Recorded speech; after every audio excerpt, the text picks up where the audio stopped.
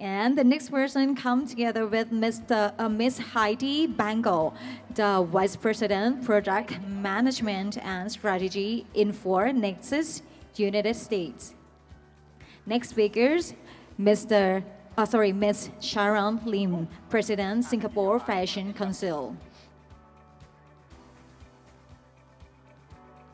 And the next person, Ms. Van Pham, the General Manager Indochina region, Textiles AG.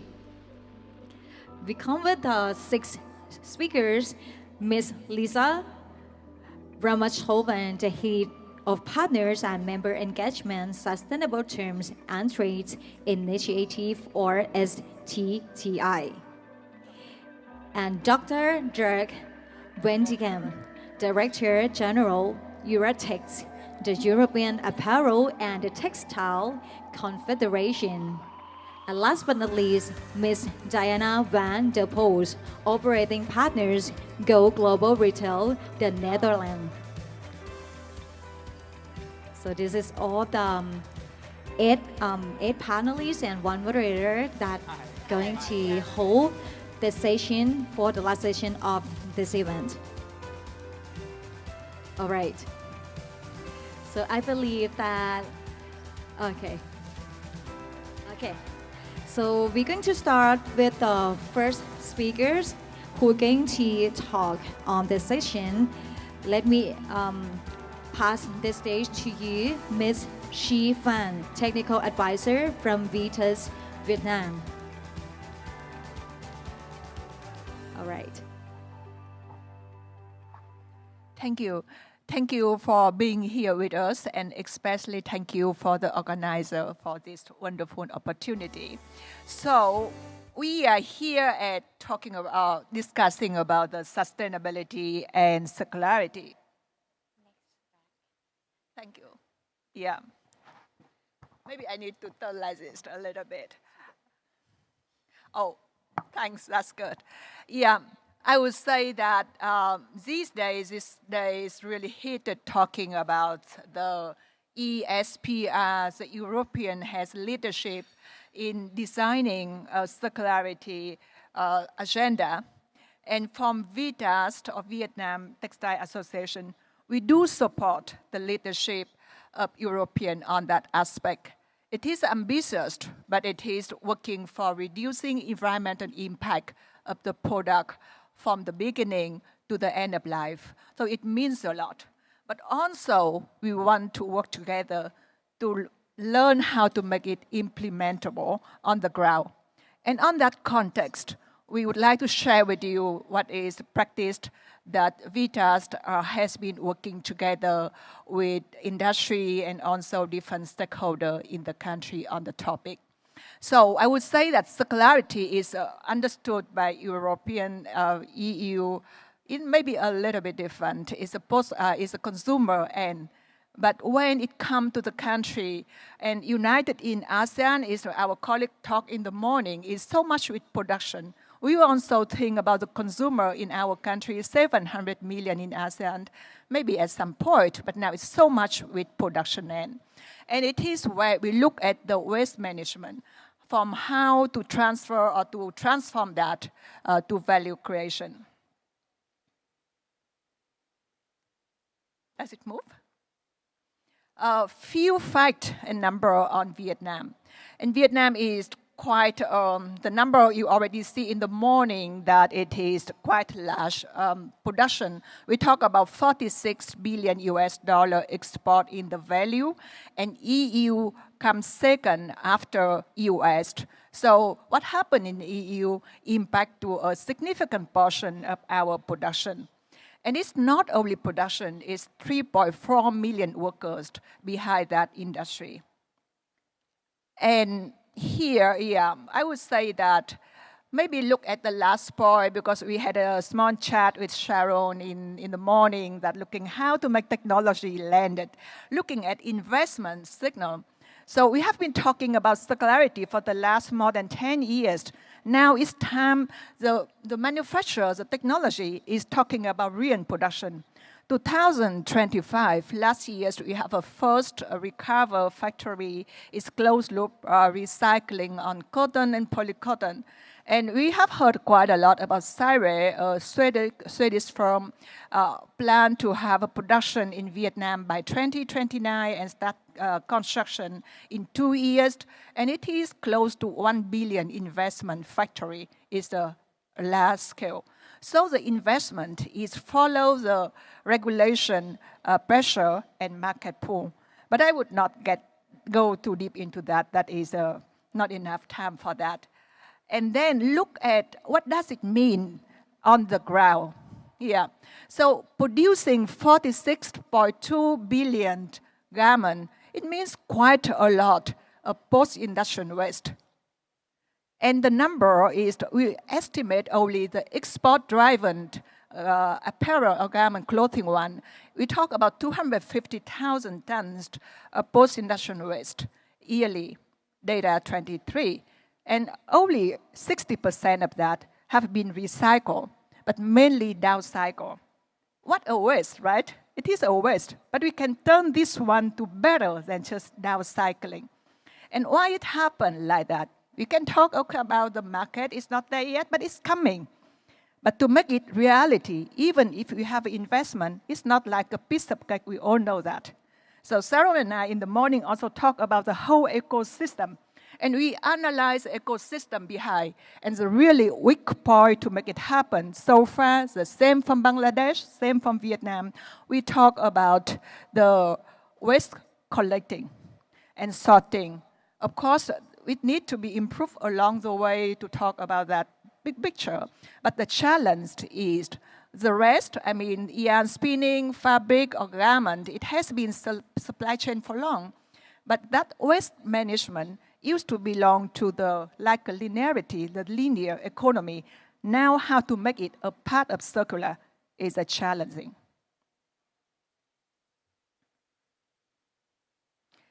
So it's not just discussing about the challenge. In 24, we did a trial or the pilot when we work with a downcycling recycler. And the point is how to make a downcycler become a closed loop recycling. So that is the question we asked.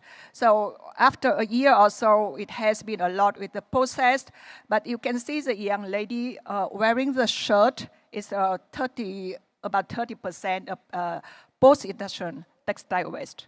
And we know that Europe is talking about 10 or 20% now as a recycled content. It's a long story, but there is a triumph for that.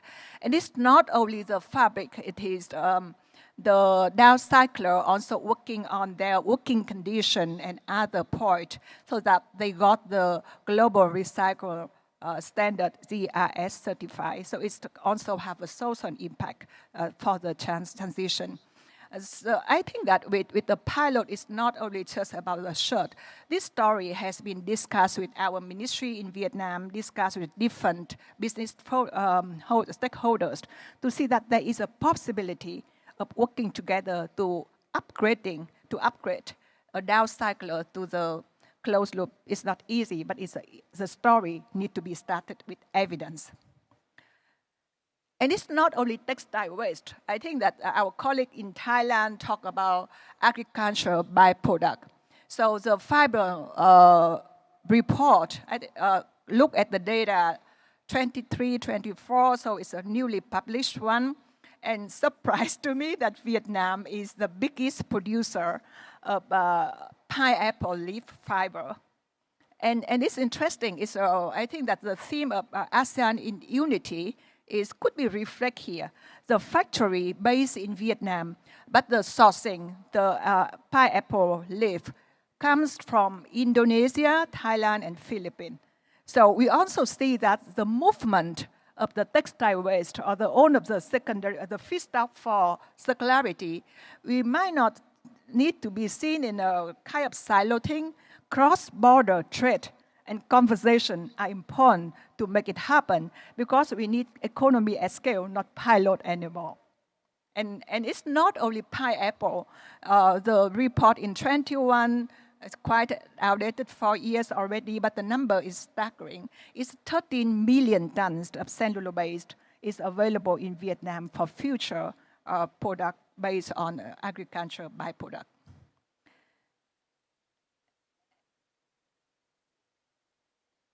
And with that, I would say that how the things move is that easy with that pilot. I think pilot is easy. The challenge is to make it a real business.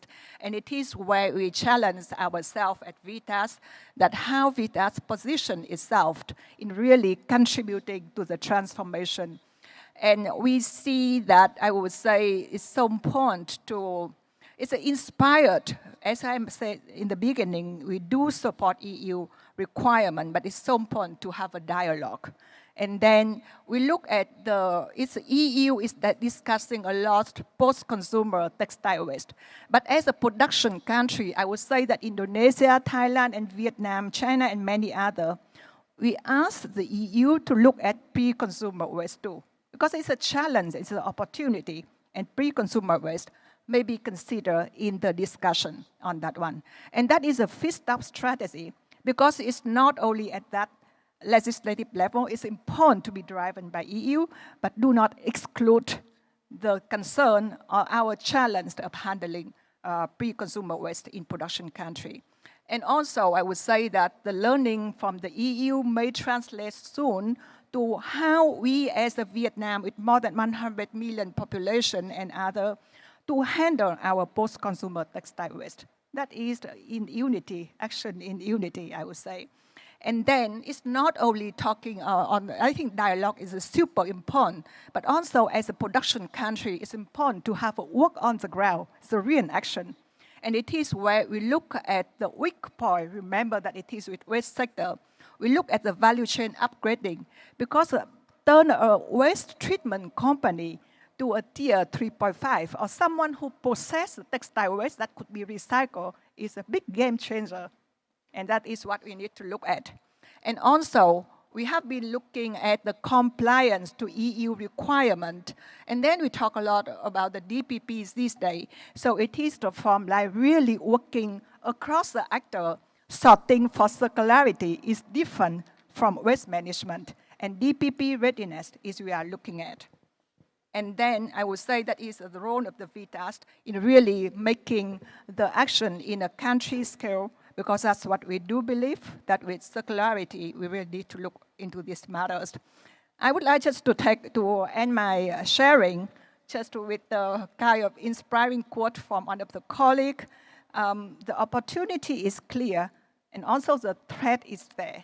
We do not want to be left behind in this transformation, and really we need to do it together along the value chain and across from micro level at factory to macro level as a policy talk. Thank you for your attention. Big round of applause to Ms. Chi Fan, the Technical Advisor, Vitas Vietnam. And once again, please join me in welcoming Ms. Lisa Ramatulman on the stage, the Head of Partner and Member Engagement Sustainable Terms of Trade Initiative, or STTI.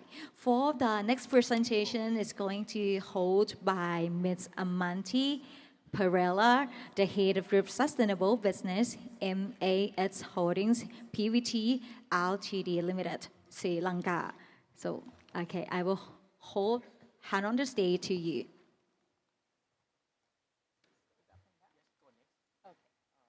All right. Thank you, and good evening and good afternoon, everybody. This is the last session and usually the toughest one to survive. I hope the panel here, I see an eclectic mix of people, so hopefully we'll keep you up. I'm really glad that we brought the last panel to bring in the diversity, and hopefully that'll kind of balance out your numbers when you average it out for today. So what I'm going to do is, this is an interesting conversation, one that has so many dimensions, but from a point of view of an apparel manufacturer, I thought I'd first set the stage by just letting you see what MAS is. We are South Asia's largest apparel and tech conglomerate. We operate off 8 other countries, almost 100,000 people in employment, and of course, with our market being in the US, and Europe. And of course, there is, I think in many ways, what's interesting is the work that's done by MAS, or the journey taken by, is pretty much similar to what all of us have gone through in this space of sustainability, right?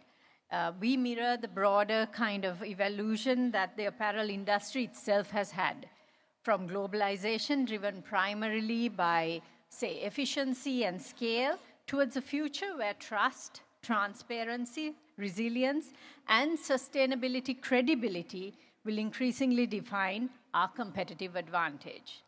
So if you just take a look at MAS and our sustainability strategy, this is our new one, which would span from this year, 2026, to 2030, Plan for Change, the second version. We've just finished 5 years of our sustainability strategy, and it's still broadly on the same 3 areas for the next 5. We have products change for good, which is really about creating future-fit apparel. And then there's lives change for good, which is the social sustainability part, and planet change for good, which is environment. Now, as you can see, this has been brought down from, if you take environment, let me start from the, furthest corner and work my way this way.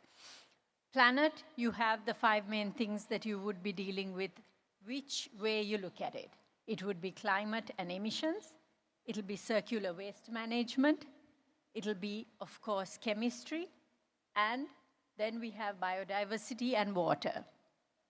Now, there's different levels of what we do, but the compliance landscape, in a few minutes when I speak of it, you would see how it would inform your strategy.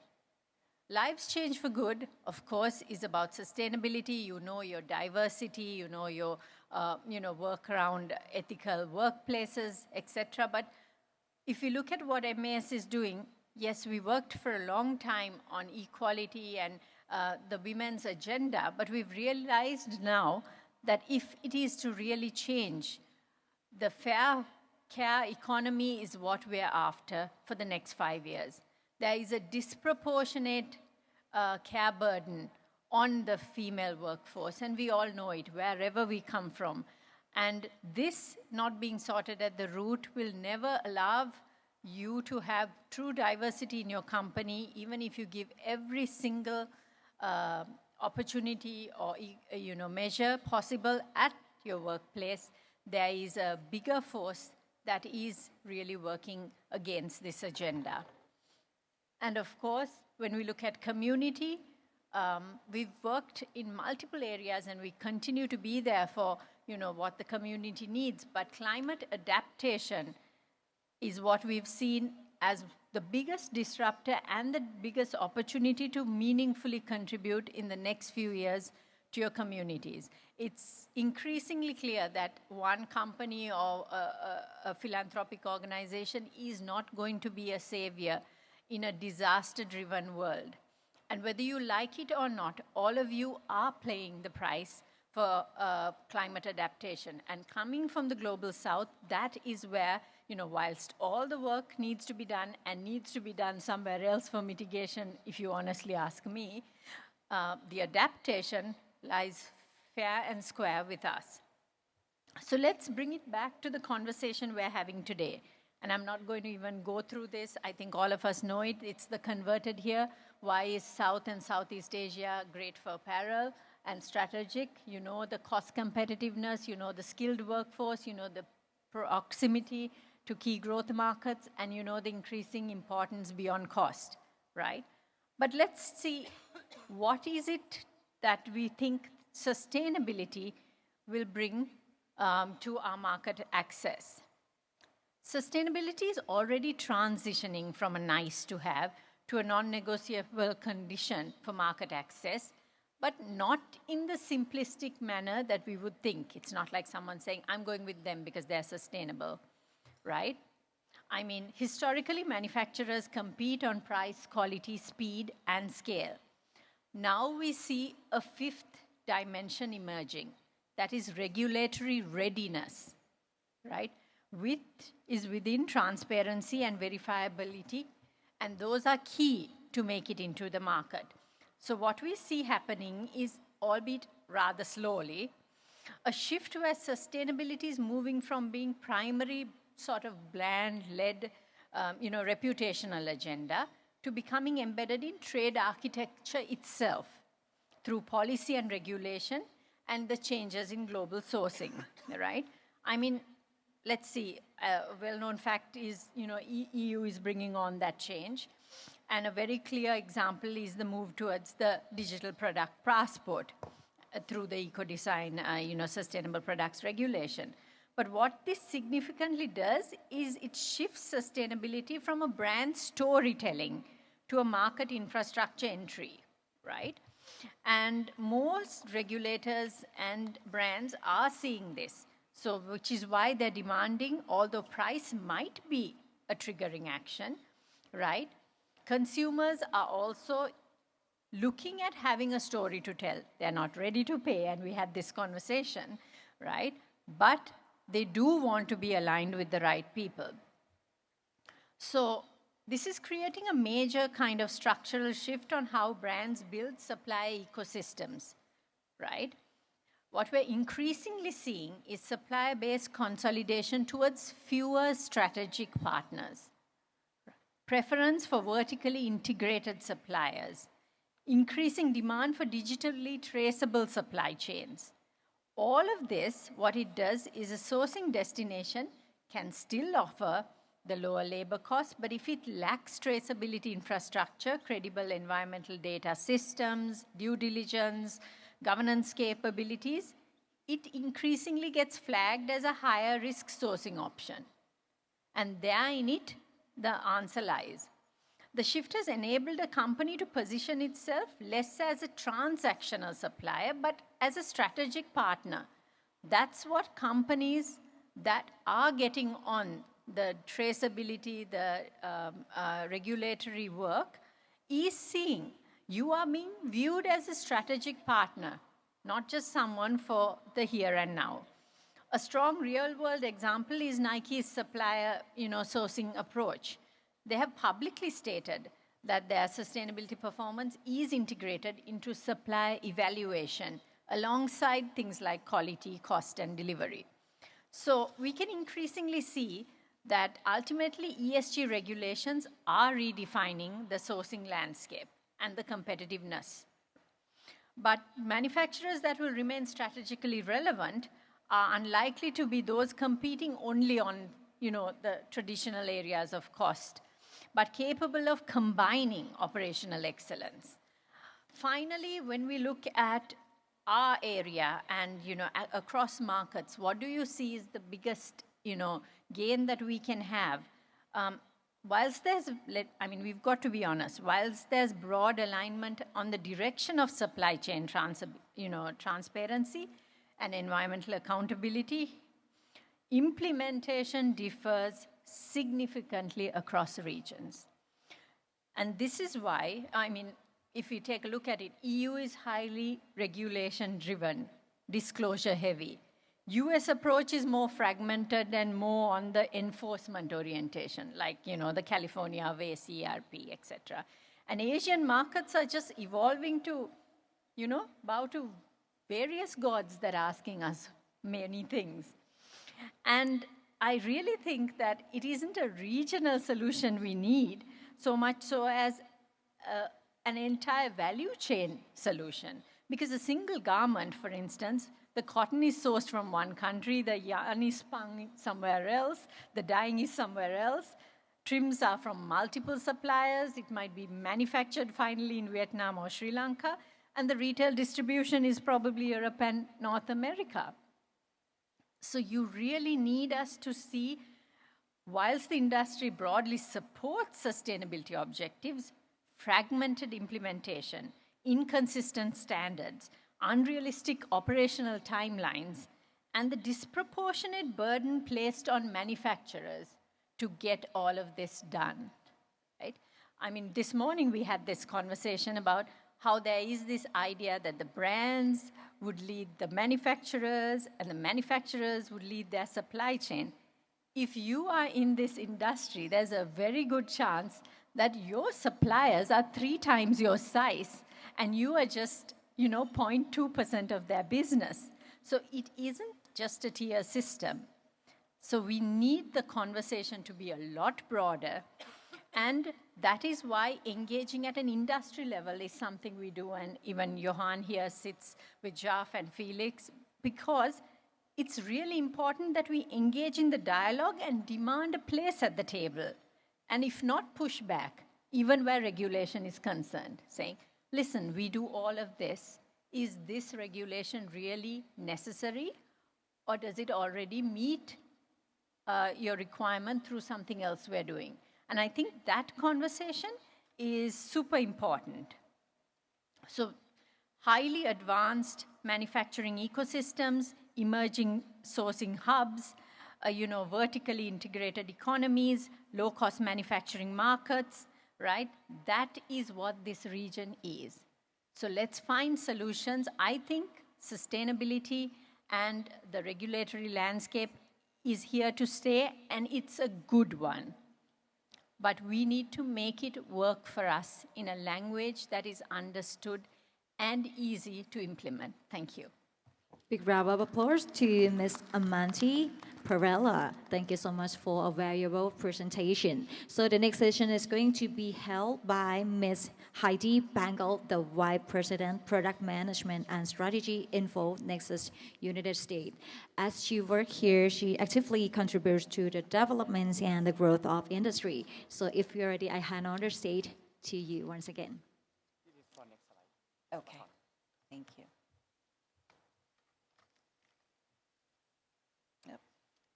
All right, good afternoon, everyone.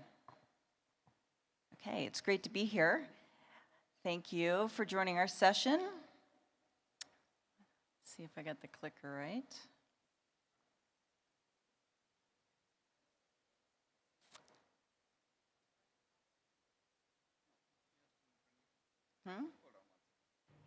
Yeah, waiting for a while for the presentation. Sorry. Okay. Yeah, of course.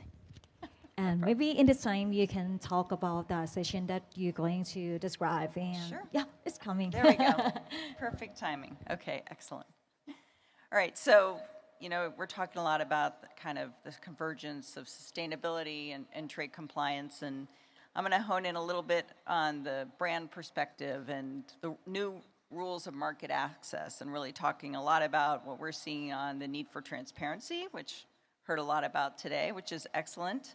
And that it is shifting to become about market access. So there is a lot of movement from companies to kind of drive this ESG visibility and transparency. So before I get going, I think it'll help if I kind of introduce who is Infor Nexus. It'll give you kind of perspective where I'm coming from, and many of you may not be familiar with us. So Infor is an enterprise applications company. Everything is cloud-based software. We do everything from ERP, PLM, et cetera. And one of the core things that we do is we have a supply chain business network. And if we think about all the things we're talking about with transparency and reducing waste and really enabling this ecosystem, it does require a network, right? So that's kind of the foundation of it. And, we are built to manage global trade, and the company's been here for over 25 years, and managing both the physical supply chain, what's going on with the status of orders, shipments, and production in the supply chain, marrying it with the financial, managing the invoice and payments and supply chain finance. That's what keeps the physical side running. And then when we talk about sustainability and traceability and transparency, that's not a separate set of data and processes. That's not separate from supply chain. Really, it is part of your supply chain process. And what we're seeing is global trade compliance and everything is how that's really extending to multiple tiers and extending to all this ESG data. And so we think about the ESG requirements, both for regulations, both to reduce waste, both to enable the consumer transparency and trust. All that data comes from multiple parties. It's not just one party. So it's a network problem. And it's not like connecting via portals. It's really about how do you as a network connect, provide that visibility, enable that efficiency and that transparency of all that data. That's what's going to make the biggest impact. And as I mentioned, we've been here for 25 years managing global supply chains. and connecting all the parties from retailers and brands and manufacturers and suppliers with logistics providers and financial institutions to orchestrate global trade. And what we're seeing now is that is really getting further upstream. It's getting even more complex. We never thought global trade would be more complex, but it's much more complex. So we're going to talk about some of that complexity today that supply chains and brands are dealing with, and why it's really important that companies work with their network partners. And I think it was said just a few minutes ago, it really is going to take collaboration. It's not brand push down, it's not suppliers push up, but it's how do we manage that as an ecosystem? So when I think about the brand perspective, the things that companies are talking about a lot is these different stakes that have changed. There's been a greater focus on risk and this need for market access, right? And it's really driven by these regulations in the EU and North America that are requiring companies now to show where a product was made, how it was made, and what's it made of. And it's actually, the stakes are pretty high here, because it's all about, if you're not able to prove that, there's penalties, there's fines, goods are stuck at customs. In some cases, you can't even sell the products into the country. So it's brand reputation, it's all these things. So all the brands are really focused on how do I get better information transparency to reduce that risk. And when we look at, the next thing is governance and assurance, not insurance. Think about ESG is not just reporting anymore, it's about proof. And proof, getting the auditability and the certifications and actually proving sustainability and traceability. So we see a lot of need in supply chain to provide all this additional information to verify that proof. And then profitability and efficiency, of course, has always been a focus for companies and supply chains. But as we talked about, overproduction is a huge issue in our market, and both from, a waste as well as cost.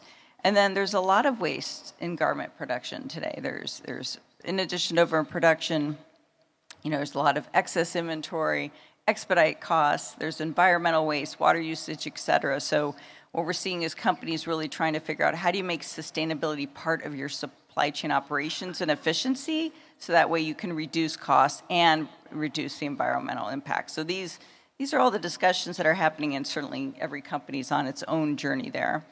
And then the last one, agility and resiliency. We've been talking about it for years, but if we look at 2026, the level of volatility it's just unprecedented, right? So with all geopolitical risks, the disruptions, tariff impact, et cetera, companies, it's not about speed to market. What we're hearing a lot, it's that speed to decision. How do I get the data, that real-time data for my entire supply chain to be able to make a decision if there's a disruption, how to act, provide that proof if my goods are stopped, so to keep velocity in my supply chain.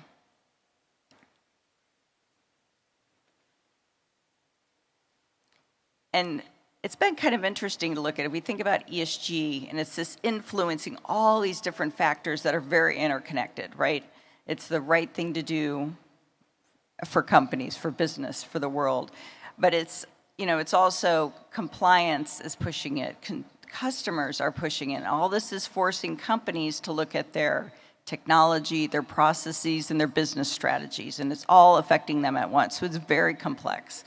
And how do they deal with that? And everything's really interlinked. So, compliance mandates requiring additional data, that's requiring all these new technologies to be used to provide the data, and then in turn, it's providing that information to the customer.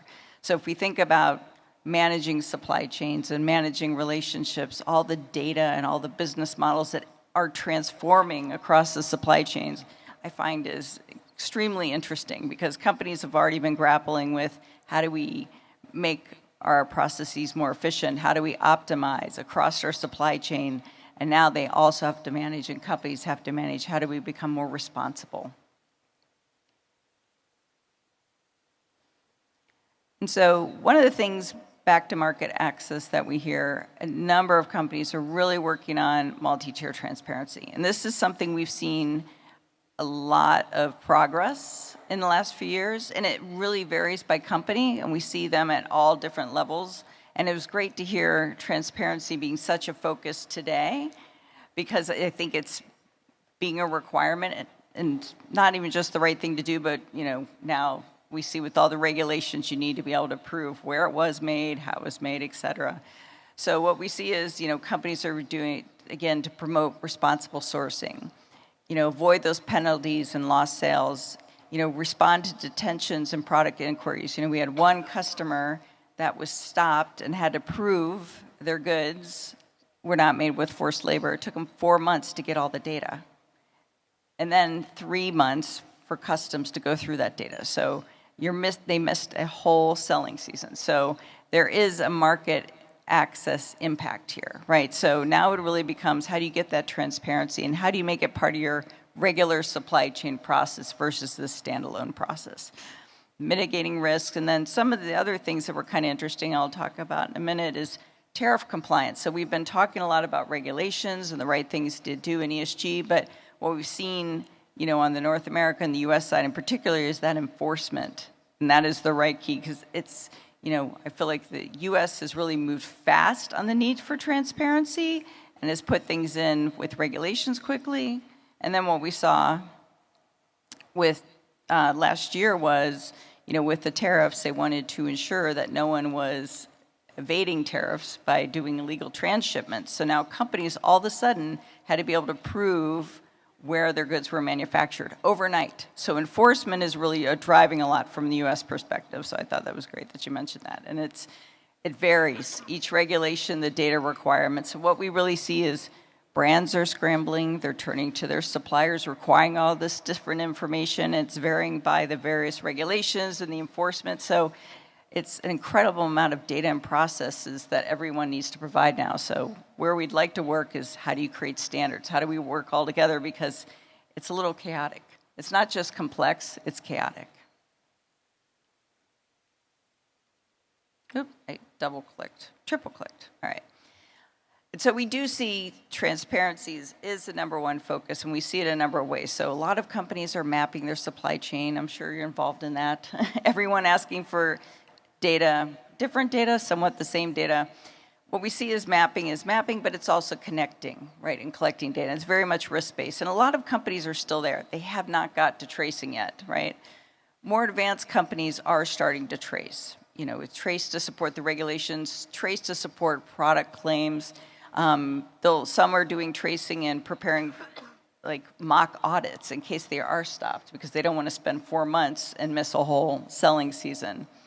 Fiber forward, collecting a lot of that data. So we see different types of tracing requirements that now all the suppliers, all the manufacturers in the supply chain have to provide all this different data. And we don't see this going away. We actually see many companies on this journey. They're moving from mapping to different types of tracing, and we have some customers that are starting to get ready for this digital product passport, more detail and really trying to get down to a lot number and an item number, which, as we know, is going to be quite challenging. And the last thing I'll leave you with, we've been talking a lot about, regulations driving transparency and market access. And I've seen some companies kind of hesitate and wait because what we've seen, the regulations, they're pushing back. The requirements, are certainly being reduced. But companies see it as the right thing to do. And they also see that customers see it as the right thing to do. So what we do see is transparency and traceability is not something companies are backing on. They're kind of doubling down on to create a more transparent and sustainable supply chain. That's it. Thank you for your time. Thank you. So big round of applause to Ms. Heidi Bangle. Thank you very much for a wonderful presentation. And we go through the next speaker. I'm going to hand on the stage to Ms. Sharon Lim, the president from Singapore Fashion Council. I have to say that she has contributed the significance to the growth, sustainability, and the global competitiveness of the Singapore industry of the textile. At this time, we're going to learn a lot of key takeaways from her, and we're going to learn more about the Singapore market. Okay, so at this time, I hand over the stage to you, Ms. Sharon Lim. Good afternoon, everyone. So I want to start off actually today to basically focus on my topic today is to help us to move from a compliance I have to do it mindset to a I want to do business mindset on this area of sustainability and looking into circularity, and why that's really important. I mean, I love it that Heidi ended up with a note on what is the market share today of products that can at least share, or at least can prove that they are somewhat sustainable, at least marketed that way. You can see that there's a growth, that there's opportunities for growth, and this is how tomorrow's generation, or today youngest generation, and subsequent and future generation of buyers are actually buying. So I think it works out for us wherever we are in Asia to be starting to get things in order and starting to prepare this infrastructure. So it's moving away from your compliance, I have to do it, to I want to do it because it's good for my business, and my growth tomorrow is going to be on how well I do today. So that means that you're moving away from being reactive to being proactive. And proactive means you will also want to move innovatively. Why? Because everyone knows that in the apparel and textile production today, it's highly, highly optimized. How much more can you optimize further? It's already highly optimized. But I suggest this. If you highly optimize some process or a methodology that's already broken, you know what you get? You break it faster. And this is why I suggest that we also need to move from proactiveness on what you are being demanded to do or what you see in DPP and what's coming, to taking a leap into innovation to see where else, or is there another way of looking at this? All right, so I don't usually read through my slides. It's kind of my way of making sure that my audience are paying attention. So follow the story, all right? The slides will come, don't worry. All right, so I suggest also in Asia, as everyone this morning has already suggested, Asia is an important region for textile, apparel, or textile-related goods. There is no doubt at all. And it is also in this region that we suffer, actually, from this production. Our environmental effect on this region is quite world-class. It's quite well-known for how bad we are at this, all right? And we have communities that are living not in such a great condition as a result of this industry. Maybe about 12 or 13 years now, I sat next to WMF's managing director for APAC, the World Wildlife guys, all right? And she turned around and asked me what I did. I was in the tech business, but I told her most of my customers are the fashion people, and she turned around and was like, oh, then you know that your customers pollute the world like second highest polluter. I said, I didn't know that, but thank you for the information. And I think since then, that conversation is kind of where I started to garner more everything that I do for my day and night job, all right, to make sure that we bring about some change, all right, significantly, all right. So I'm going to suggest that we move from a very linear, optimize, and continue to optimize that linear process to regenerative process or circularity, as Chipan has mentioned as well, right? And this is not new. I realize that the apparel industry has been as long as since human was made. All right, so now if you believe in a Bible story, then you know that the perfect designer was God himself. Everything since then, has been downhill, okay? But there was a good design, and we like to go back a little bit and discover the DNA of that good design, all right? And so it's moving away from everything from fast fashion cycles to perhaps durability, repairable, recycle. Even in a small country like Singapore. Actually, for me to be up here, most people are like, how many factories does Singapore have? What is Singapore representing in this? I will come to it, because we care. And sometimes being small gives us advantage of being hyper-focused and hyper-pragmatic, all right? And the fact that Singapore is also a financial center, of global financial center and a global tech hub, does give us some advantage when it comes to thinking outside of the box. The other thing is material innovation. I really love it when I come to shows and I see so many younger generations, all right, rethinking about what their USP is. What they hang out there, they're talking everything from fish scale collagen, to CO2 dyeing, which wasn't successful, but this is why I'm surprised, because they're not giving up, they're continuing to do it. So I love to see more of this continue to work. And then, of course, Jifan and I had an interesting conversation today that it's not just about implementing fiber to fiber, closed loops, but continue to also look at open loop systems, all right, to at least keep the goals of keeping the waste out of landfill. All right, so there are things, you can see, you have heard about regional recycling hubs in Vietnam. I know Indonesia, I went to Indonesia, and actually, beginning of this year, I came to Thailand to visit one of your recycling people as well. It was very interesting for me. All right, for us to be able to put together some things where really a project that Asia can work together. This is why I'm doing a bit of my travel this year, right? Traceability, I'm not going to go on that. The other thing I want to touch on is innovative financing.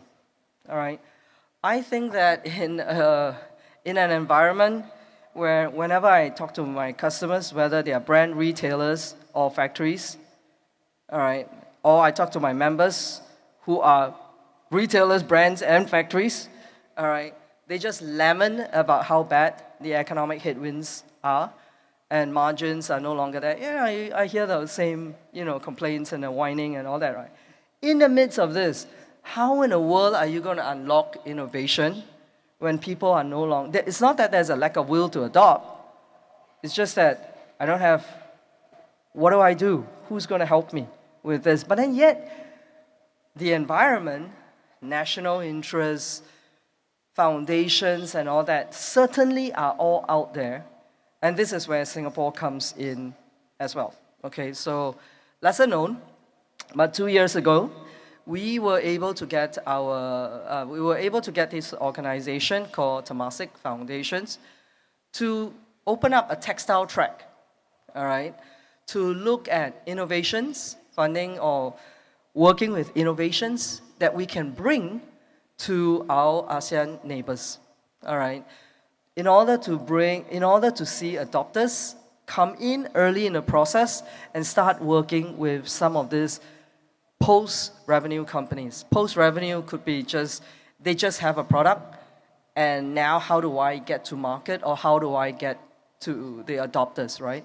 And then the councils work to get this. The funding came from CIIP, which is the, interesting enough, Center of Impact and Philanthropy.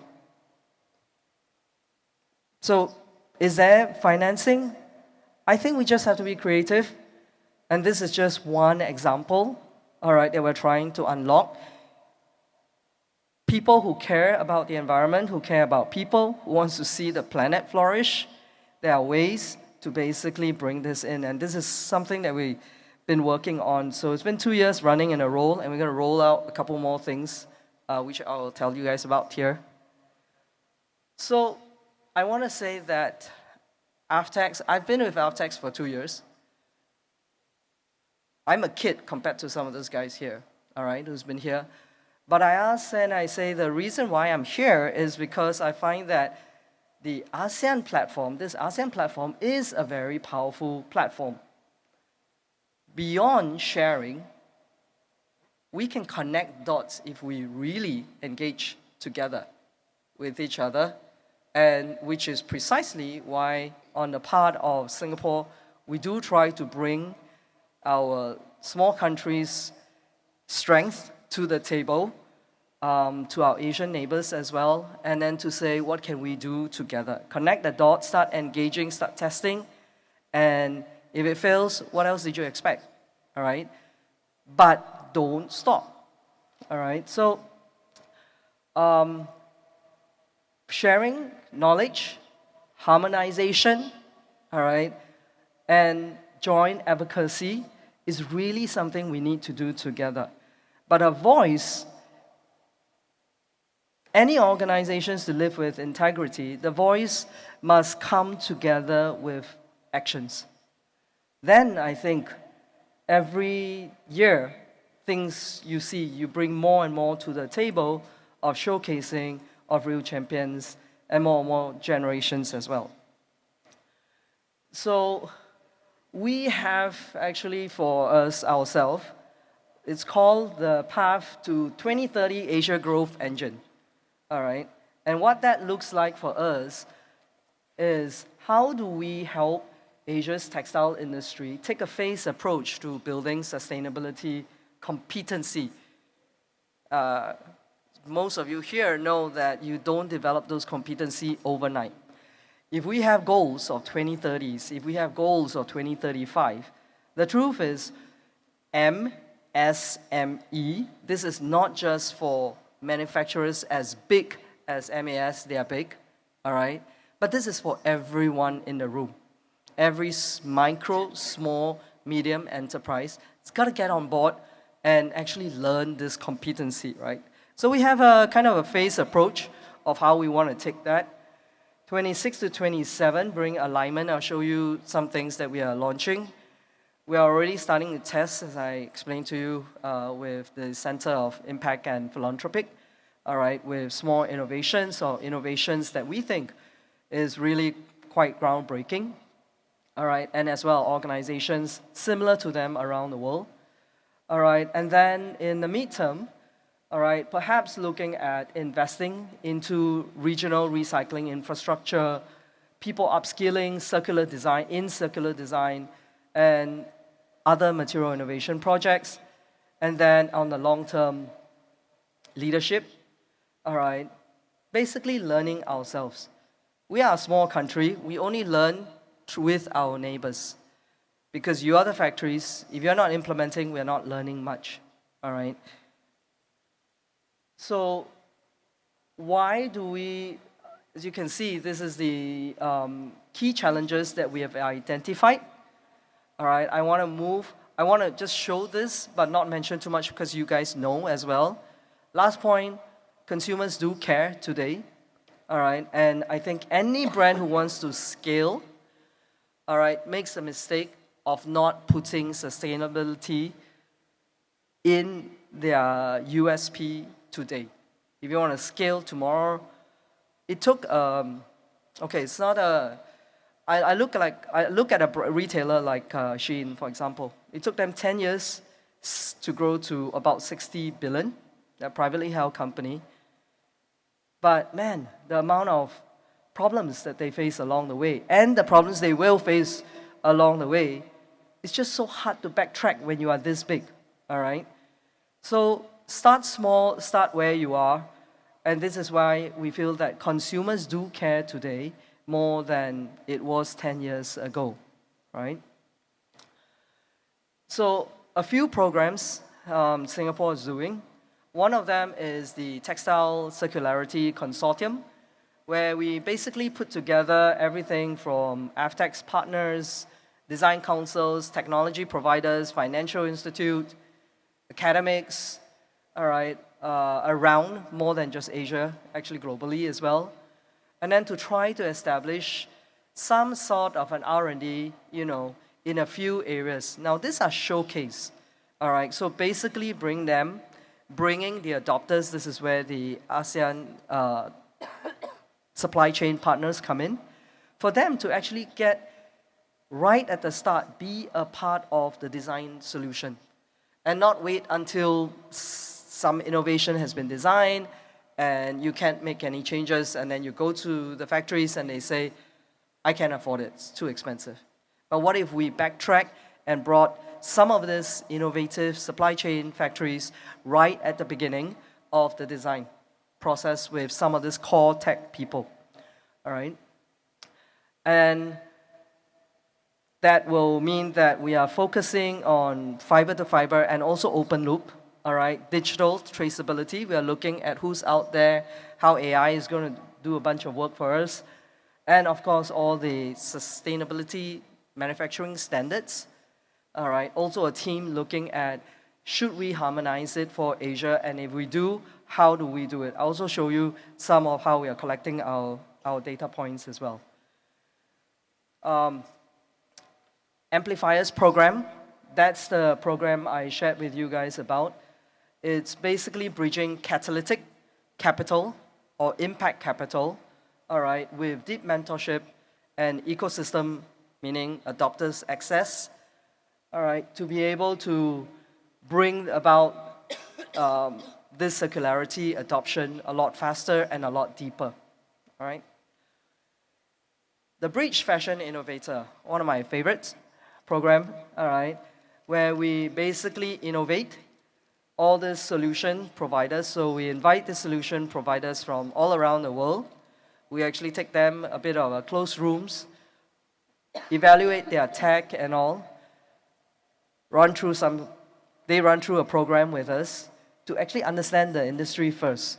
Because we realize that the people who care, and they do, the most recent one that I just had my first conversation with was in microbial dye stuff.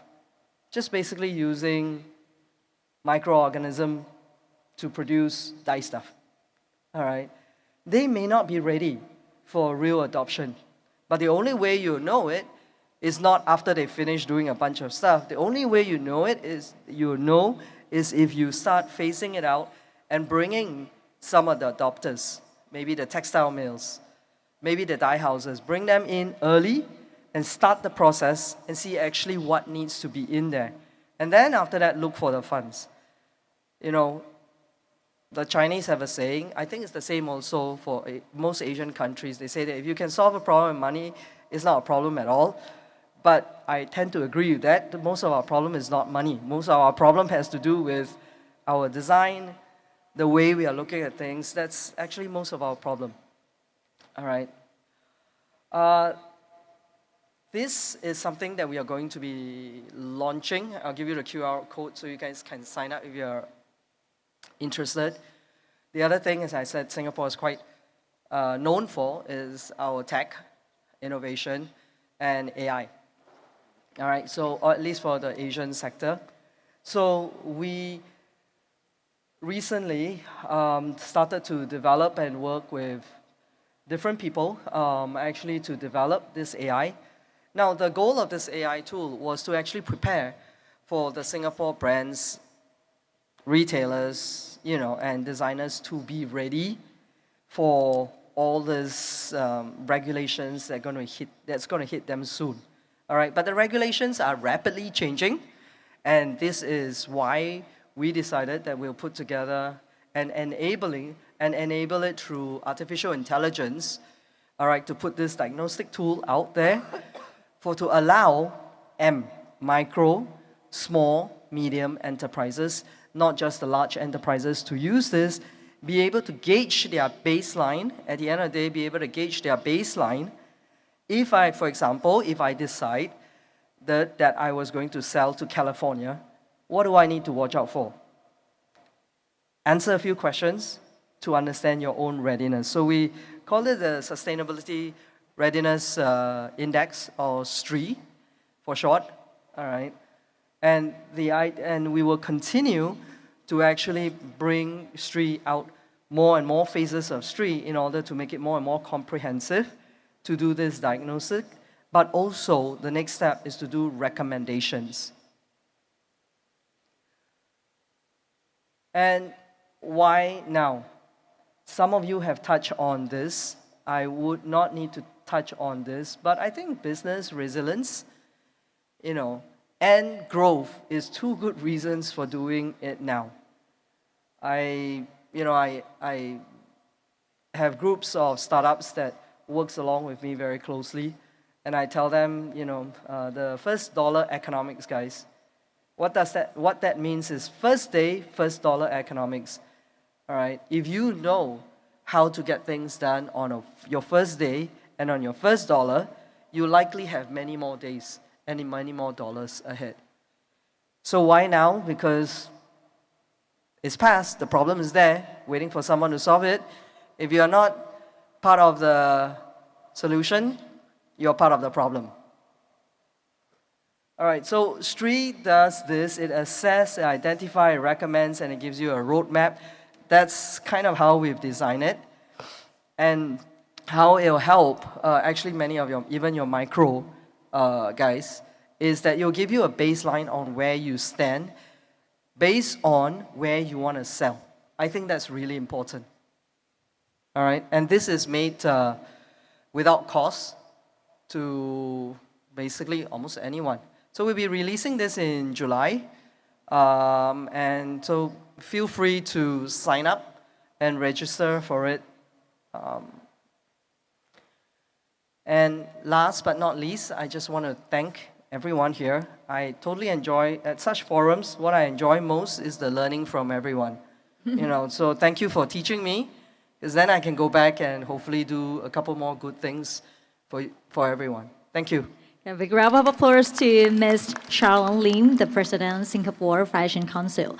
This is a wonderful presentation. Next, we pass to another panelist who's going to make the presentation, Ms. Wan Pham, the General Manager, Indochina Region, Textile AG.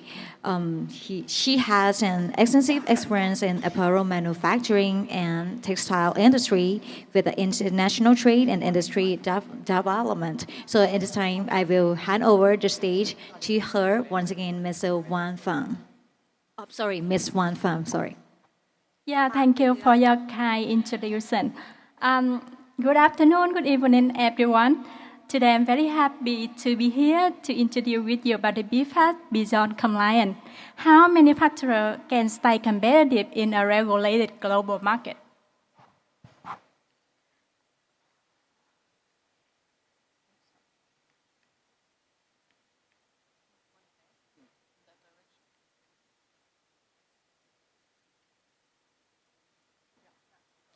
Yeah, why BFAS matter now?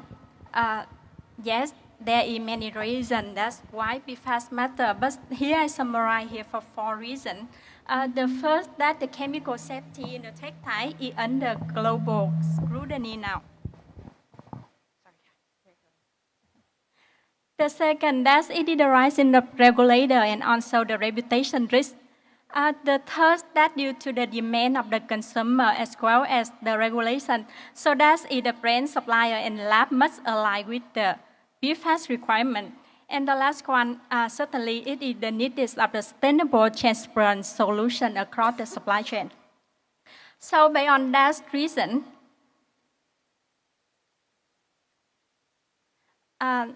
today, together we go through for 3 main content. The first, that the BFAS definition. The second is regulatory landscape. And the last, what is the sustainable alternative and solution. So now, together, we move to the first point, what is BFAS? So I know that maybe some of you here already know about the BFAS. Yes, it is a synthetic chemical with multiple fluorine atoms on an account chain. The definition is vary, however, currently it is estimated more than 10,000 to 7 million chemicals in the group. And the more well-known study types include PFOA, PFOS, PFPS, PFCA, and PFSA. In general, that's BFAS, we can call that the forever chemical. It is currently a group of more than 10,000 man-made chemicals. It is normally in the water, oil, and stain repellent property. Common in textile, leather, packaging, cookware, and coating. And currently, it is extremely persistent in the environment and human body. So this is certainly linked to the potential health and environment issue. Now let's talk a little bit about the history of BFAS. In 1938, it was introduced by 3M, and in 1970, 3M already know about the BFAS toxicity, but they ratified it. And in 1998, the historical analyst to show that the contaminant to the 3M product, and from 2000 till now, the reality that contaminants spread to the water, to the ground, and is a fragmentable species. So here I would like to show you about the PFAS circle, so you can easy to see that it's in many ways through the product we use in every day. So it's easy contaminate to the water, to the river, to the ground. And also, again, based on the product we use every day through like the food, the drinking bottle, and the textile we wear, is again back to our normal life. And certainly, there is a major risk from the PFAS. The first is accumulate in environment and pollution. The second is impossible to degrade. And certainly, it's a health issue like the liver damage, the thyroid disease, obesity, fertility problem, and cancer. So with the harmful of PFAS, that's the needs of the regulation. So now we move to the second part, the regulatory landscape. First, talk about the legal pathway in the PFAS currently. So the typical that there are more than 10,000 cases happen in the United States with the value is more than like $16 billion. And it also happened in Europe, like in the Belgium, Netherlands, and Sweden. And now let's talk about a very important part, that's what is the detailed regulation in each market, and especially what impact in the textile industry. So the first for the EU markets, currently EU already have the rich PFAS restriction, and it's in near total phase out. It's already like if it will be effect in 2027 and will be full implementation in 2029. In France, it will move PFAS ban just except for the PPE. It's already effect in this year and will be full effect in 2030. For Denmark, it's a like totally ban in the textile industry, and it will be like effect in next month this year and will be full implemented in 2027. For Belgium, like they currently promote for the testing and the market surveillance, it already effect this year and will be full implementation in 2030. Germany and Nordics, they also support for the EU restriction like the rich PFAS restriction. For the regulation in the USA, it depends on each state. In California, Minnesota, and New York, currently no intention as, and it only effect from last year. For the Environment Project Agency, it will be effect from this year.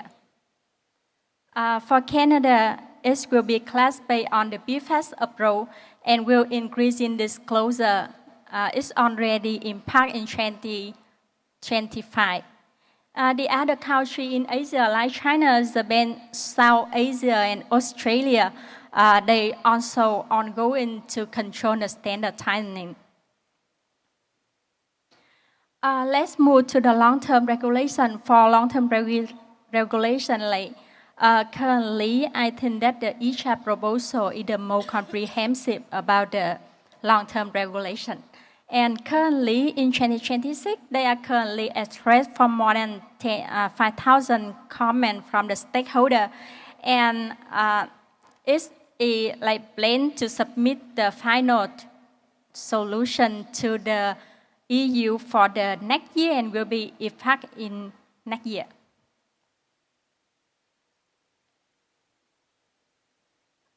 In general, they summarize for 3 key things that we cannot produce, use, and sell PFAS as standalone substances. We also cannot place it in the market, and also the concentration limit is more and more tightened yearly. Based on the harmful of PFAS as well as the detailed regulation, so the last we together study what is the sustainable alternative and solution. So we will have the alternative by we find the proper chemical to relay for the BFAS. Due to the limits of the time, so I just show you a very short example about the alternative for BFAS. The first that you will find out the chemical whether it's like can reply for the functional, and also to see that whether the duration degree in the environment, and also the cost and the key yield, as well as the relevant regulation. Currently, there are already two chemical using in the industry, especially for the textile. The first is the dendromer, and the second is silent. For this chemical, this can yield for the water repellent, and it's bring not much harmful to environment compared to PFAS. So we can study and maybe find a way to realize in our product.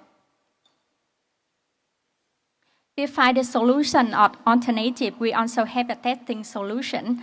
Currently at the Squid Testing Institute, that company happy to offer for 3 opinion very competitive in the market. The first that test BFAS based on the specific requirement. The second test BFAS based on the current global regulation. For this, we can test to find out accuracy 600 to 700 known BFAS. And the last one, we connect the BFAS T60. For this, can apply for the brand and for the supply chain. They would like to apply for the long-term solution that can find the potential risk on their products. So we not only test for the regulation BFAS, but also test for more than 10,000 unknown BFAS. Yeah, that's it on the information related to the BFAS I would like to bring to you today. Hope that the information is fruitful and valuable for your supply chain, for your manufacturing, and together we build a sustainable future. Because the limit of the time, so if you have more information, you can contact me based on this information. Thank you. A big round of applause to Ms. Van Farm. As Ms. Van Farm say, should there be any question, you can raise the question at the end of the panel discussion. So the next person who going to make the panel discussion, presentation, is Ms. Lisa Ramachovan, the head of Partner and Member Engagement, Sustainable Terms of Trade Initiative, or STTI. Ms. Lisa play an important role in the strengthening partnerships and the member engagement within the sustainable terms of the trade initiative, or STTI. So if you are ready, I will hand over the stage to you. Thank you very much. First of all, my apologies for arriving late to the panel. I'm normally a very stereotypical German who's 5 minutes early. But my voice has not been playing fair game this morning. But a Thai, very fast grab delivery guy who went to the pharmacy solved that problem, hopefully, for me. So my apologies for being late. I quickly met him outside. Thank you for handing over. I think... okay, let's hope so. I think in general, some more general statements are true. The garment and textile sector has really seen evolving shifts and requirements in increasing market demands ever since, you've entered exporting. And I think the conversation around competitive advantage is about as old as the field of economics in general is. I think if I remembered it back into my economic study, I think comparative advantage was probably lecture number 2 in the bachelor's degree or something. But I think in my work as the head of partner and member engagement at STTI, I've seen that too much thought is being given to comparative advantage of individual companies rather than the comparative advantage of sourcing countries and maybe even of exporting garment and textile industry as a whole. Markets have always had expectations and always will. I think demand and supply was probably the only lecture that happened before the competitive advantage one in uni. But today, in addition to price and quality, sustainability has been a part of the conversation for many decades. Yet, for most of that time, compliance was treated as a checklist, tick-the-box kind of exercise, and sustainability was often just a new coat of paint on previous operations. Sorry, I forgot about the slides. The compliance mindset, I think, is fairly outdated. With the emergence of mandatory due diligence, we are finally moving beyond a box-ticking exercise that's supposed to fit all and that would offer more surface-level fixes. Due diligence is not about providing compliance after the fact. It's about proactively identifying, mitigating, and preventing risks across the whole supply chain. Historically, businesses have sought competitive advantage by staying one step ahead of their neighbor. But in today's market, it's less about outperforming your neighbor and more about saving the whole neighborhood from flooding. Climate change will bring literal floods to factory regions and make life in the factories, in their neighborhoods, and livelihoods and businesses very hard. Heat stress inside will do the same within a factory. The challenges are why we have HREDD nowadays. These challenges cannot be solved at an individual company level, even if each individual company can play their part. But they require more systematic solutions. Systematic solutions, but means as an industry, we need to look into the business models behind them. One of the biggest bottlenecks of meaningful due diligence is purchasing practices. Most suppliers themselves do not carry a legal obligation to fulfill due diligence laws. That responsibility lies with a brand or retailer based in Europe, for example. But suppliers are obviously directly impacted by how brands then conduct their due diligence. Purchasing practices, on the other hand, then determine whether a manufacturer can realistically meet those expectations.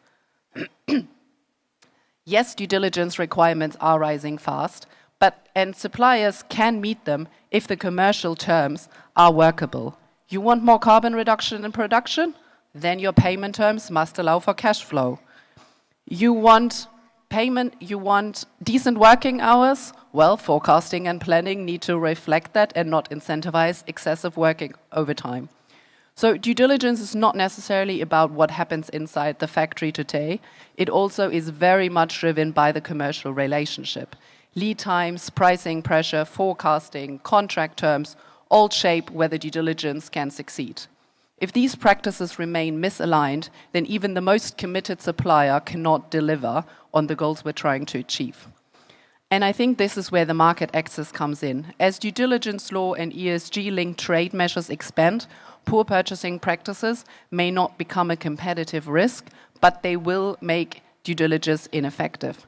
If suppliers cannot meet expectations because the terms are unrealistic, entire sourcing countries risk exclusion from key markets.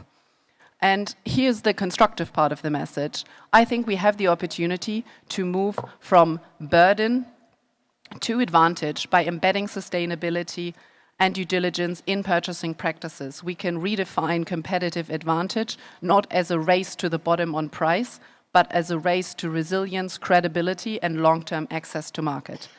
Payment terms that enable investments in cleaner technologies, in forecasting that supports decent working hours, and in contracts that balances risks fairly.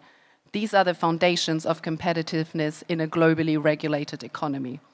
And finally, collaboration is the only way forward. Brands cannot achieve this alone. Sorry, I again forgot about the slides. Brands cannot achieve this alone, and neither can manufacturers, but the manufacturers also can't carry the burden of due diligence processes. Progress will require buyers, suppliers, policymakers, and industry initiatives alike to work together, aligning commercial terms with due diligence goals, with sharing responsibility for investments, and building trust across the whole supply chain. Only then can the garment and textile industry not only survive the pressures of sustainability and trade policy, but thrive as a model for responsible global sourcing. Thank you. Big round of applause to Ms. Lisa Ramachoman. So the next session is going to be the last presentation from Dr. Dirk Van Tighem, Director General, Euratech, the European Apparel and Textile Confederation. So I invite you to have the presentation. Thank you. Good afternoon, ladies and gentlemen. This has been a marathon, isn't it? So the good news is that I am the last one? right? It's been a lot of information, but I would like to maybe start by saying that it's been, for me personally, a pleasure to be here today, just for one day, coming from Brussels, and to meet with all the colleagues from the Asian textile and apparel industry here and in the room, and to listen to your stories, your proposals, your ideas, your ambitions, forward-looking, positive thinking, at the same time, of course, concerned about what is happening in Brussels and how the European Union is shaping a new regulatory framework for all of us. And if I say all of us, including ourselves, the European textile and apparel industry. So it's been an interesting day, and what I would do in the next 10 minutes is to try to give you a quick update on what is happening in Brussels. Many of you have referred to ESPR, DPP. I will not go into all the technical details, it's far too late in the evening already, but try to really share with you how the European Union is probably rethinking a little bit its relations with the rest of the world, focusing on some of the legislation, but also sharing with you, I would say, the bigger picture. Before I do that, closer? You cannot hear me? I think it's okay. I think they're fine. Thanks. Before I do that, a few quick facts and figures. First of all, about the organization that I represent, so Euratex, and basically we are the representative, the voice of the European textile and apparel industry based in Brussels. So our job is to lobby for the competitiveness of the European textile industry with the European institutions, the Commission, the Parliament. And you can see some key numbers on the screen. When I say European textile industry, it's about 200,000 textile companies in these 27 member states, 166 billion euro, 1.2 million workers. So it still is a very large industry in Europe, both covering fashion, high-end fashion mainly, but also an increasingly important technical textiles. Textiles used in automotive, aeronautics, construction, agriculture. So you will see textile applications everywhere, and that's where Europe is making a lot of advanced, innovation-based technical textiles. That's probably interesting for all of you. We talked a lot about sourcing also this morning. Europe, as you know, is a very open economy, also when it comes to textiles and clothing. So this is just showing you where we are sourcing our textiles and apparel from. 122 billion euro of imports last year, 2025. And you can see East Asia, which essentially means China, is by far still number one. South Asia, SAARC, coming up. And then we have our southern neighborhood, so it's basically countries like Morocco, Tunisia, Egypt. And then here, ASEAN, Southeast Asia, 11.6%. That is the share today in our imports into the EU. A few more details. When you look at specific countries, this is giving you the numbers of import. Comparing 2015 with 2025. It's interesting to have a longer term perspective, so you can see that in that 10-year period, China has been able to increase its share into European imports from 33 billion to almost 40 billion. Bangladesh has almost doubled its share in European imports. And then you can see other countries. Turkey is important, of course, India, Pakistan, growing up quite a lot, Vietnam, etc. Very quickly, on the export side, this is maybe less interesting for you, but it's important nonetheless. So where are my members in Europe exporting their textile and apparel products? It's mainly in our neighboring countries, UK, EFTA countries, so basically countries like Switzerland, Norway, etc. East Asia, so China, is important as well. So there is a very strong trade relation between Europe and China, and then you can see other countries. And again, the same slide, some specific countries. So our major export market is Switzerland, which is not the EU, as some of you know. UK has dropped a lot thanks to Brexit. US, and then, as I said, China has doubled. We have doubled our exports to China over the last 10 years.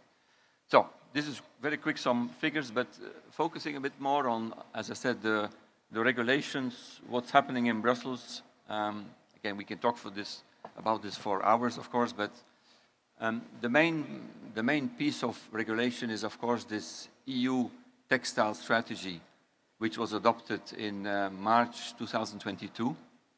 It's this document that you can see there. You can download it online. So in that document, the European Commission has basically launched a vision for the textile and apparel industry.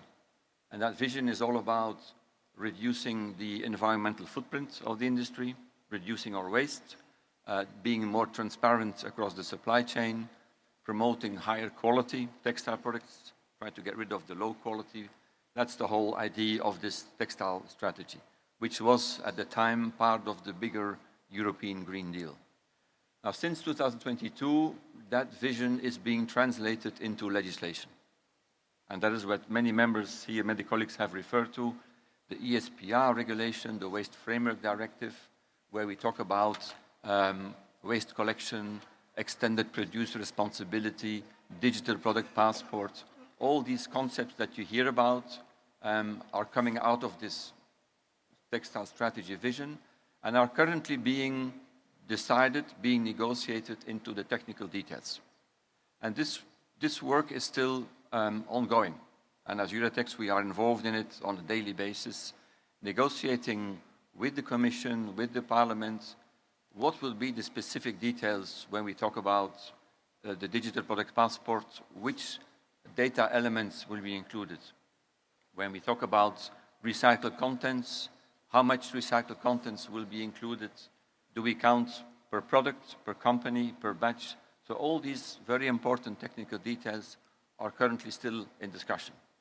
And it creates a lot of anxiety, it creates a lot of uncertainty for the partners here in Asia, but let me assure you, it creates as much anxiety for our companies back in Europe, because we will all face the same regulation.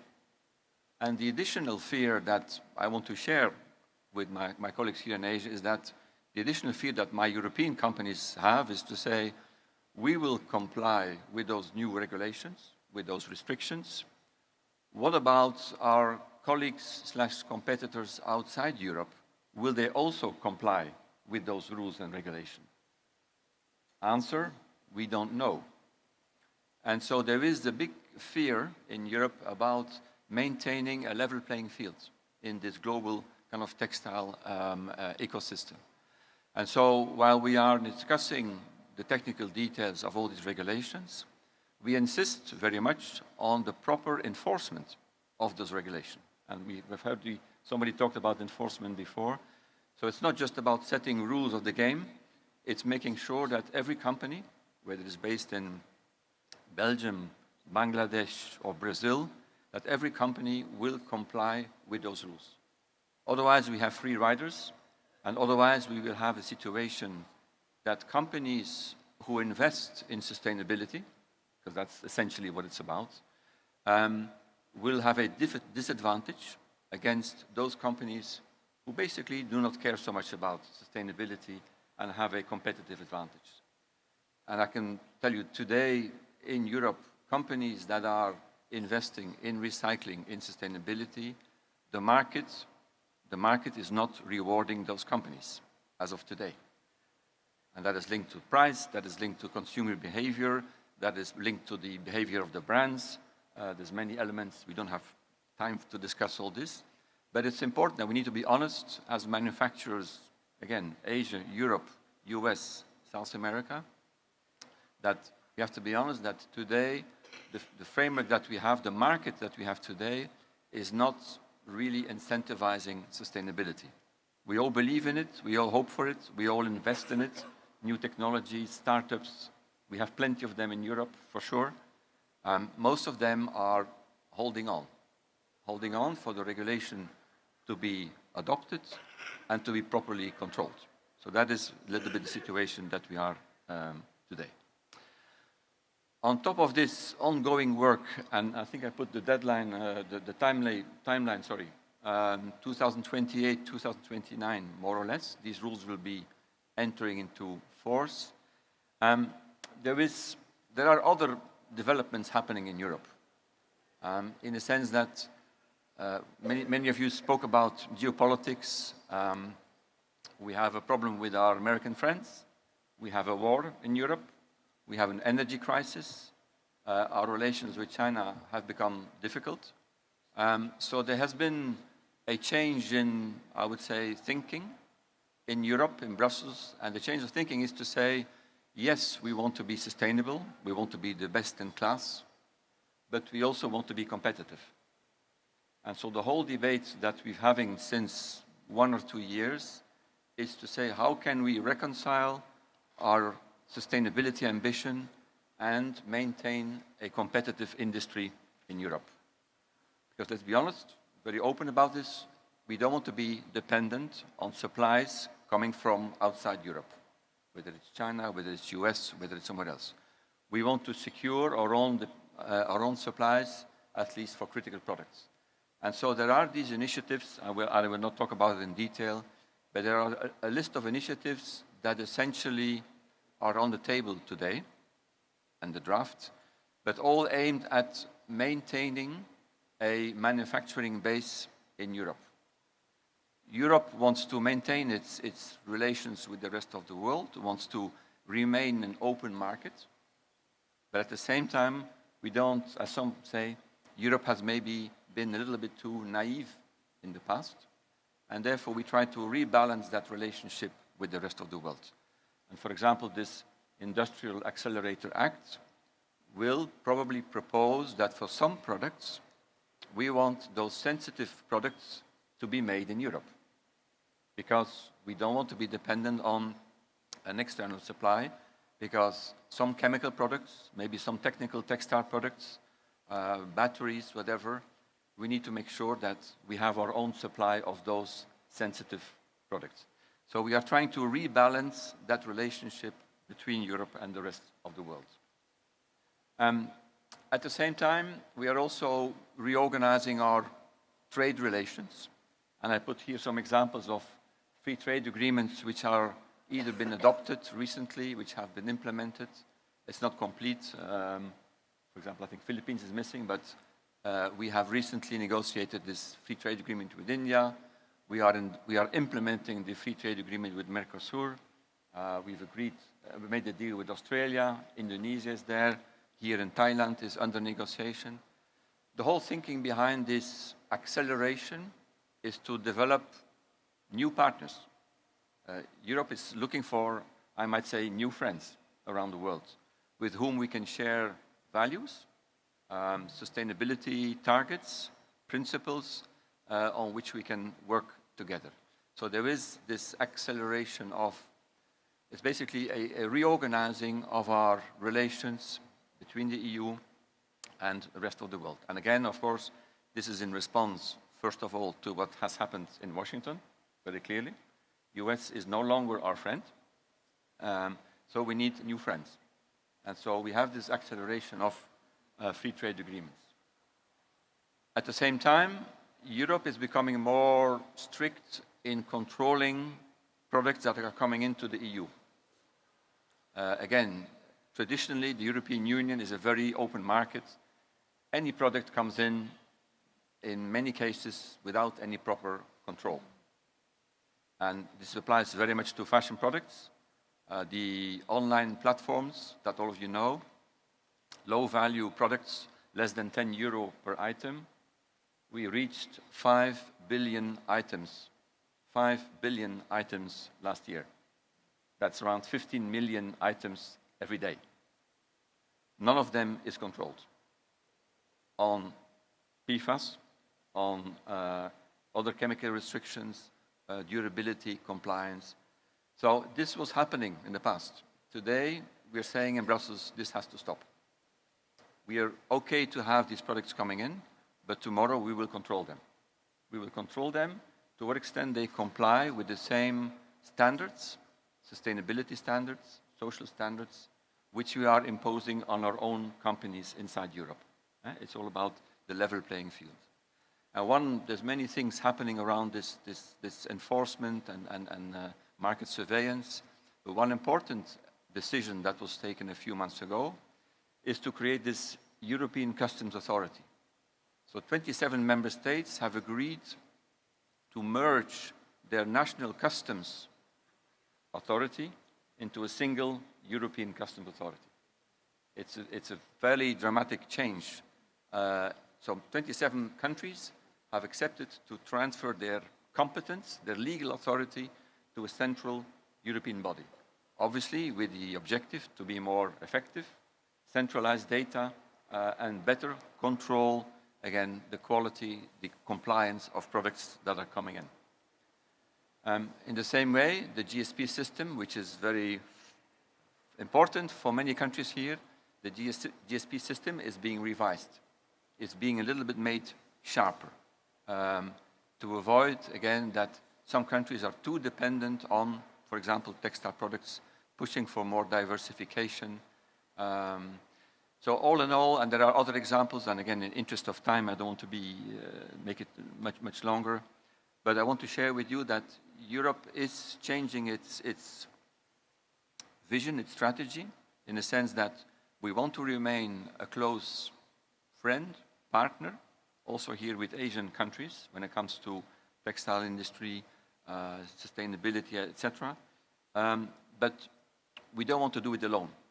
What we have felt in the last 2-3 years is that Europe was moving ahead very fast, and moving fast alone, we fear that we are losing our competitive base. And so we try to make sure that everybody is on board, that we try to reconcile sustainability with competitiveness, and most of all, that we maintain or that we establish a level playing field so that companies, whether they are based here, there, can really cooperate and compete on a fair basis. So that's very much the philosophy that that is being developed. And again, in the next few months and years, you will see this idea being translated in a number of initiatives, which will certainly impact also the textile and apparel industry here in Asia. Thank you. So big round of applause to Dr. Dirk Van Tighem, Director General, Euratex. Thank you for your knowledge and insight information that you share from your 2 decades, more than 2 decades of experiences in business in European. And the next session, I will bring all the audience to the panel discussion. But in this discussion, we also have one more important person to be one of the panelists, Ms. Diana van der Poel, operating partner of CEMS-Global Retail, the Netherlands. So I will hand over the stage to Johan. Your turn. Thank you. Diana, since we didn't hear from you, it would be good. We've heard a lot, and I think Dr. Dirk's given us a lot to think about. From your perspective, where do you see this going? What do you see what do you think we should be doing as industry? Floor is yours.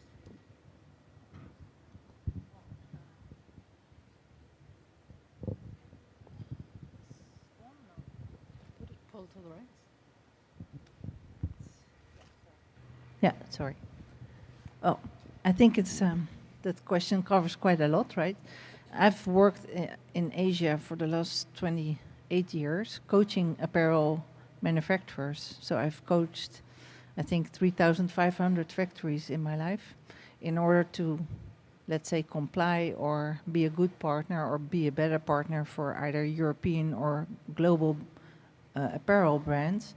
And what I see during this event is that finally, and it's never too late, is that there's global for local. And in this case, it would be global for regional, that you finally have understood or finally, getting into initiatives to be complementary rather than competition.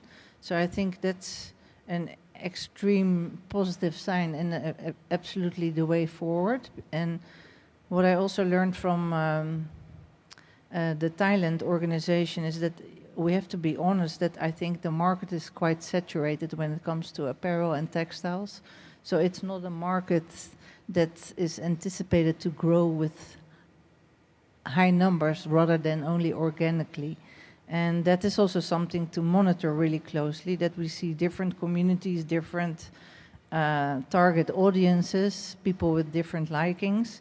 And next to, let's say, a market that is quite saturated already in Europe and as well as in the Americas, we see this big trend of resale and pre-loved products. And of course, firstly, we saw the solutions of overstocking inventory with the TK Maxx and TJX and different groups like that. But what we also see is a bigger trend, and not necessarily only under Gen X, but also with the more mature baby boomers to buy vintage or pre-loved. And well, I don't think we, let's say, if I look at my own family, 7 people, including myself, that would be 25 new buys a year per person. So I don't think 7 multiplied by 25 is a feasible thing in my small family even. So I'm very happy that you're integrating your efforts and also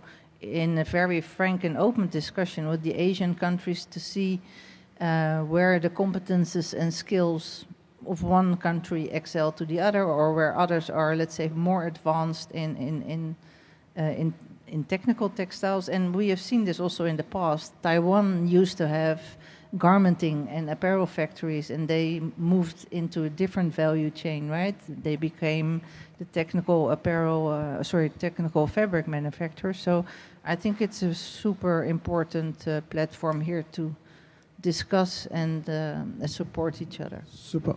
Thank you. In the interest of time, anything from the audience? Is there anything anybody would like to ask? Yes, Mr. Felix. We need to get you a mic.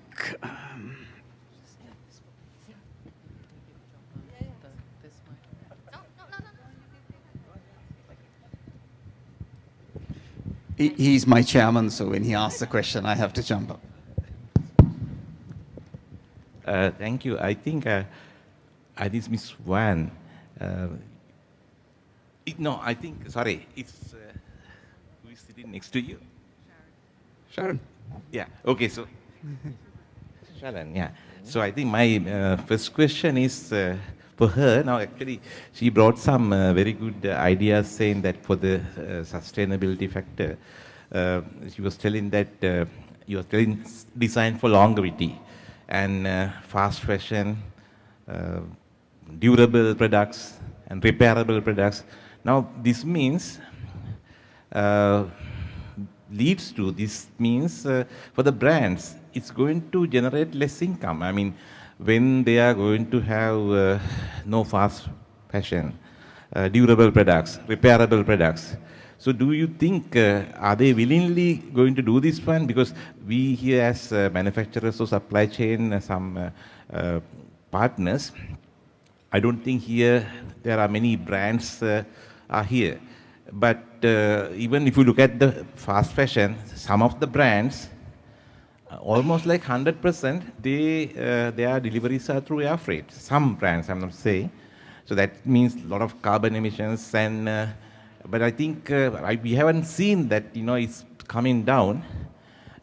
So that's, how do you think that they need to balance? Because most of the time the victims are the manufacturers. Victims are the manufacturers because they are demanding, because and consumers also, I don't think they are willing to pay. Consumers are also not willing to pay. So brands also, because they have the power, so they squeeze the manufacturers, and manufacturers are in a big problem. I mean, they have to face this problem of how they are going to be managing the situation. Any thoughts about that? Yeah, actually, what's your name again? Liana? Liana brought up, when she started, she talked about the pre-loved market. It's part of the whole circularity, right? It's not just textile, open loops, but it's also how products continue to circle within, right? And extending that life of that product, right? And it is true, that something quite phenomenal happened, I would say, after COVID, where you saw uptake in pre-love models, business model, take off to a point that, it's projected in the like in 100 billion regions, right? This is something that no one would have expected and no one would have thought unless you were following the trends. That's number one. Number two, there's this very linear way of mathematically calculating, and saying you need 25 garments and this is what it is, right? But if you look at the thing therefore we need that much capacity. But you know what's also happening, another dynamic that's also happening in capacity is not getting more. Capacity is actually getting less. Now, why do I say this? In the time or in what's been happening, all right, through the trade wars and through everything else, I see a lot of factory wariness to even want to continue the business. And then I see as well a lot of second generations in production, not willing to take it up. So what you're going to see as well is a general consolidation that's just going to happen in the area of capacity, right? Garments or textile related, textile is better. I mean, the process can be automated quite a bit, all right? And renewable energy can take away carbon emission and do all the great stuff. But even in apparel, you can't automate an entire apparel process. You can do it partially, right? And why are people pushing that partially? Because we don't have people. So you will see capacity being also another issue. So when you start to think about durability fitting into a business model or a revenue model that actually works, that wasn't there before, but is there actually was there, but it wasn't there at this scale. But you see the scale growing, dynamics are happening. So we don't know exactly, but you know that it's the right thing to do. Put it in. Sometimes it's to allow all this market dynamics to keep taking place, because it will take place. So I recently, last year or so, because of the Tech Circularity Consortium, we went into a bit of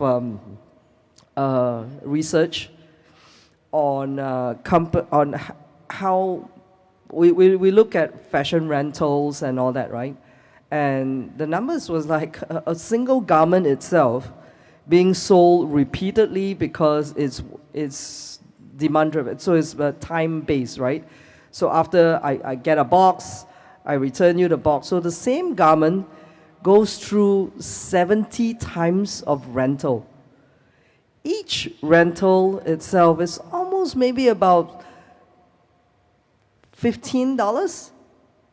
So you go 15 times 70 times of that before they exhaust that garment out for sale. This is one model that no one thought was also feasible, but it's also the company that I was studying their numbers is an American-based company that's actually owned by a big brand itself. So they were pushing their own garments down this rental track, right? It actually turned positive 2 years ago. It's positive EBITDA. But in the meantime, who would ever thought that a garment can go through the system 70 times? So I think people can be very creative when the interests are aligned, and when consumers are aware of climate adaptation, that people have to adapt to climate right now when they live in, when they see landfills, stories of landfills and all that, people are emotionally charged to do something, and with emotional charge, people get creative as well. So I say leave that. If you have business today, if you have focus on where you want to sell and all, be that type of partner that the EU wants to pick up because you're good for the EU business. Asia wants to pick up because you're EU, because you are that. And if that company comes to you and offer you a rental model instead of a buy one-time model, think about this. But I think things are getting a little more creative in the market beyond what we can actually see. So why is it good business? Because it's the only way for, I think it's an identified way, it's feasible. Don't do it because you're looking at it from a linear mathematical. Dynamics are not things short of AI that we can actually plug in and actually predict. AI can do that actually. All right, but scenario planning cannot be linear. Thank you. Thank you. Dr. Dirk, would you like to pitch in on that question, particularly in terms of the brand's perspective? I appreciate what you say, but I would be a little bit more critical in the sense that consumer behavior, we've done big tests in Europe. 80% says, yes, we care about the planet, sustainability, we love it. When it comes down to paying a premium for a more sustainable garment, it's 5%. 95% buys the cheaper stuff. And that's the drama that we have. And again, we have this whole textile strategy in Europe pushing for basically more sustainable garments. The market today is not taking it up.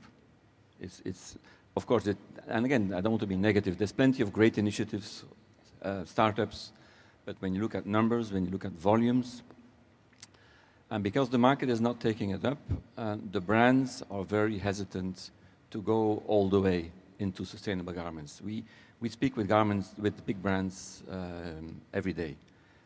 Yes, and we care and we want, and they will pitch on stage, the best presentations.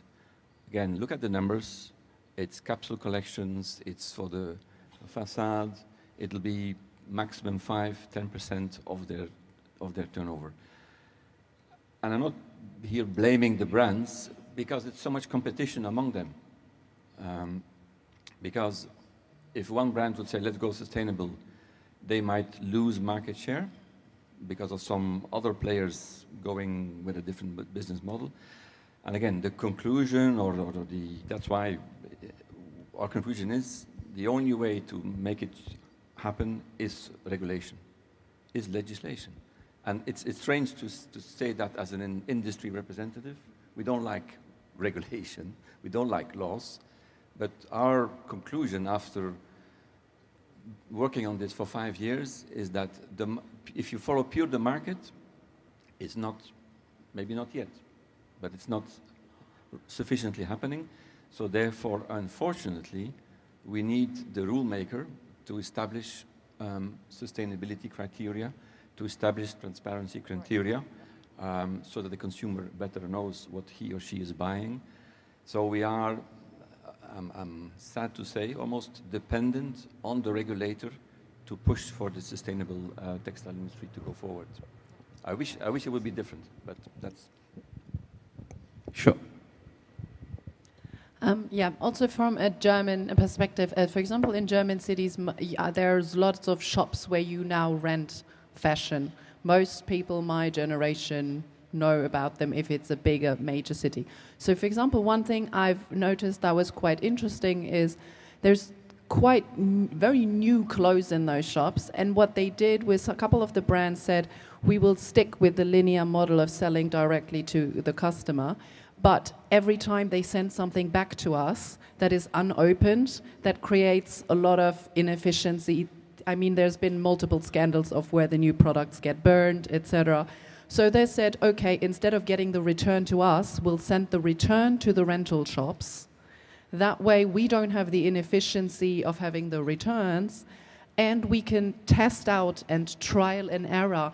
Where are we in this rental business? Do we want to do anything? How many times does it have to be resold for us to pay out? So there's like little feelers, I would say, and some consistency in it, but it doesn't change, sort of like you said, the big scale of, well, primarily it's, sell once, throw away once kind of approach.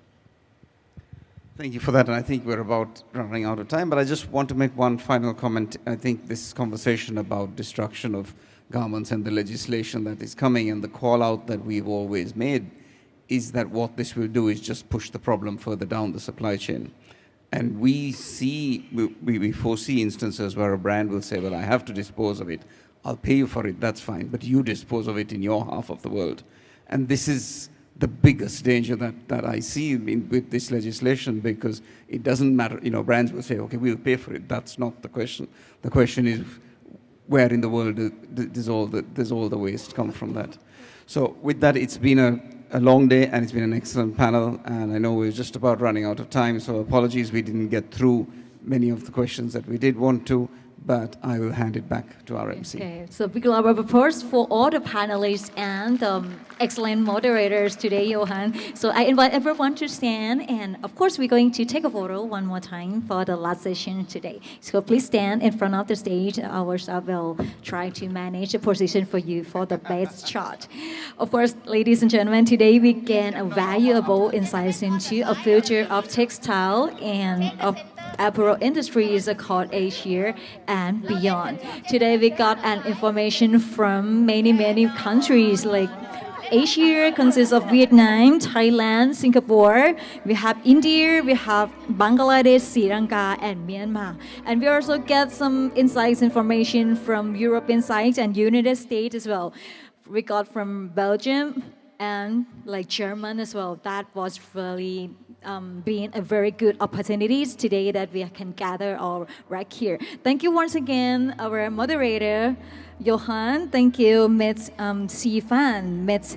Amanti Perella, Ms. Heidi Bangle, Ms. Sharon Lim, Ms. Wan Pham, Ms. Lisa Ramachovin, Dr. Dirk Wendigam, and Ms. Diana Van der Poel, operating partners.